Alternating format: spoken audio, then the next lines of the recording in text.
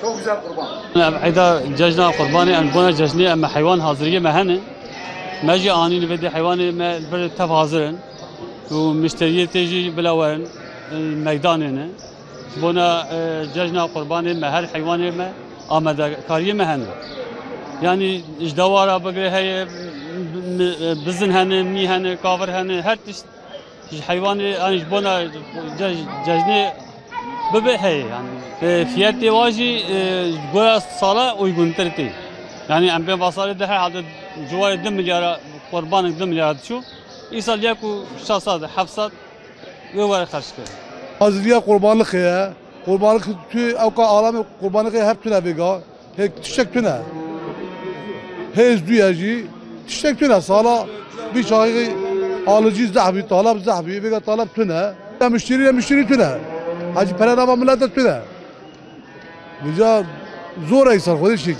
Kurbanlık hayne, kurbanlık naif rotan, hayvan erzane, yem bahaya, alıcı keme, devlet gelek bana sorun derkebe, bir hayvanıyla çare bine, yem bine, ceh bine.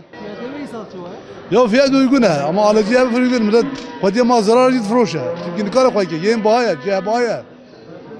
Millet bernadet froşa, alıcıya hemen millet froşa ama ister ki para var.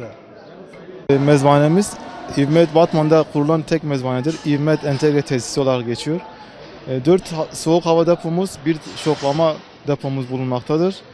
Biz tüm halkımızı bu Covid'den dolayı hani burada steril bir hijyenik ortamda veteriner hekim kontrolünde kesmesine davet ediyoruz. Burada tüm elemanlarımız Covid aşısı yapmıştır. Bayram öncesi hazırlıklarımız hemen hemen bitmek üzeredir. Dezenfeksiyon olarak tüm mezbanemizi, depolarımızı temizlik olarak bayrama yakın şekilde hazırlayacağız.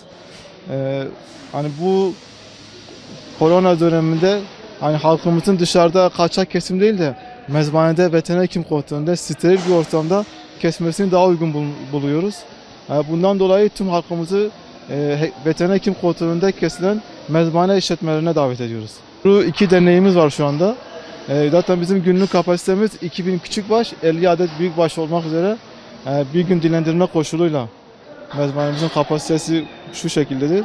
Zaten bu da bizim tuttuğumuz 2 derneğe şu anda yeter pozisyondadır.